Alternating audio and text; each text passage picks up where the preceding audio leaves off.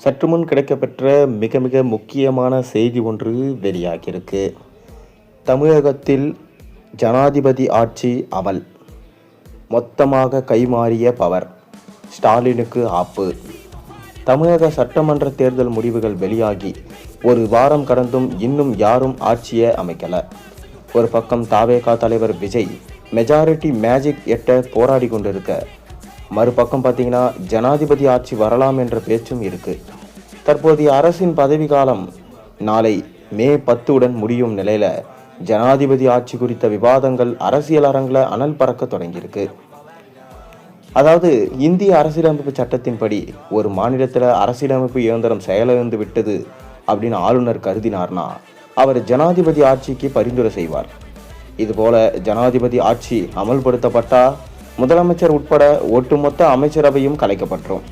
மாநிலத்தின் முழு அதிகாரமும் ஆளுநரின் கைக்கு மாறும்.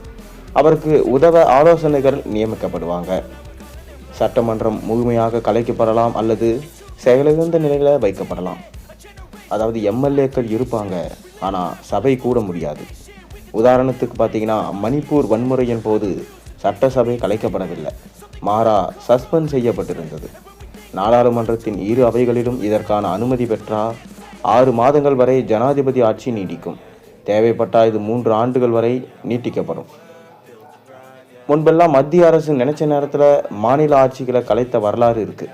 சட்ட ஒழுங்கு சரியில்லை என ஆளுநர் ஒரு ரிப்போர்ட்டை கொடுப்பாரு, அதை வச்சு எல்லாம் மாநில அரசுகள் கலைக்கப்பட்டது.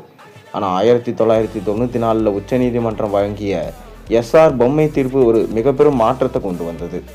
அதாவது பெரும்பான்மை என்பதை ஆளுநர் மாளிகையின் ரகசிய அறையில் அல்ல, சட்டமன்றத்தின் தளத்தில் தான் நிரூபிக்க வேண்டும். இதுதான் அந்த தீர்ப்பின் சாரம். இந்த தீர்ப்பு தான் இன்று வரை ஆளுநரின் தன்னிச்சையான முடிவுக்கு ஒரு கடிவாளமாய் இருந்து வருது. முதலமைச்சர் மற்றும் அமைச்சரவை நீக்கப்பட்டு நிர்வாகம், அதாவது பியூரோக்ராசி நேரடியாக அதிகாரத்தை கையில் எடுக்கும். இதில் மாநிலத்தில் அதிகார மையமா ஆளுநர் இருப்பார். குடியரசுத் தலைவர் ஆட்சி என்பதால ஜனாதிபதியின் பிரதிநிதியா மாநிலத்தின் முழு அதிகாரமும் ஆளுநரிடம் வந்து சேரும். அவரே மாநிலத்தின் நிர்வாக தலைவராக இருப்பார். ஆளுநருக்கு துணையாக டெல்லியில் 2 அல்லது 3 ஓய்வு பெற்ற IAS அல்லது IPS அதிகாரிகள் ஆலோசகர்களால் நியமிக்கப்படுவாங்க. கொள்கை முடிவுகளை எடுப்பதில் இவர்களுக்கே முக்கிய பங்கு இருக்கு. மாநிலத்தில் அச்சானியா தலைமை செயலாளர் இருப்பார்.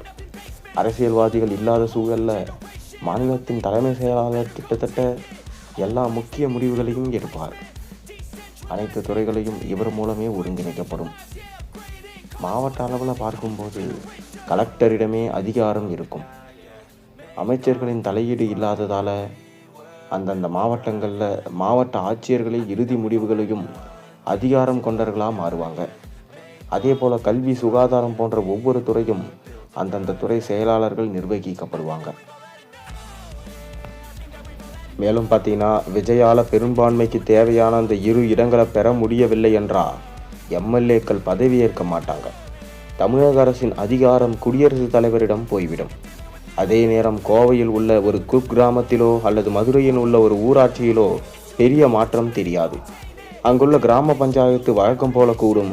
சாலை பணிகள், குடிநீர் வசதிகள் குறித்து அந்த ஊர் தலைவர் மட்டும்தான் கையெழுத்திட முடியும். மேலும் திமுகவுக்கு இது பெரும் ஆபத்தை ஏற்படுத்தும்.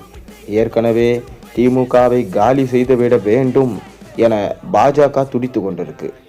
ஆளுநர் ரவியை மேற்கு வங்கத்திலிருந்து மீண்டும் தமிழகத்தில் நியமிக்க அதிக வாய்ப்பு இருக்கிறது. ஸ்டாலின் அவர்கள் ஆளுநருக்கு எவ்வளவு பிரஷர் போட்டாரோ அது அனைத்தும் தற்போது ஸ்டாலின் அவர்களுக்கே திரும்பும். தொடர்ந்து எந்த ஆட்சியும் தமிழகத்தில் இருக்காது. ஸ்டாலின் ஏற்கனவே பொம்மை ஆட்சி என்று சொல்லப்பட்டது. ஆளுநர் ஆட்சி மட்டும் வந்தால் ஸ்டாலினின் கதை, அவரது அமைச்சர்களின் கதையும் முடிந்தது. பாஜக தமிழகத்திற்குள் ஈஸியாக உள்ளே வந்துவிடும். அது மட்டுமில்லாமல் பாஜக உள்ளே வந்தால் மும்மொழி கொள்கை போன்ற அனைத்து விஷயங்களையும் அவர்கள் மும்மரமாக ஈடுபடுத்தி விடுவார்கள். அதன் பிறகு 6 மாதம் அல்லது 3 வருடங்கள் கழித்து மீண்டும் தேர்தல் நடத்தப்படலாம். அப்படி நடத்தியும் பிரயோஜனம் கிடையாது. காரணம், அப்போது விஜயோ அல்லது திமுகவோ அதிமுகவோ வெற்றி பெற வாய்ப்புகளே இல்லை. ஏனென்றால் பாஜக தமிழகத்தை முழு பொறுப்போடு கையில் எடுத்துவிடும். அதன் பிறகு பாஜக மட்டுமே தமிழகத்தை ஆளும். இதனால் தான் ஸ்டாலின் அவர்களுக்கு பேரிடி.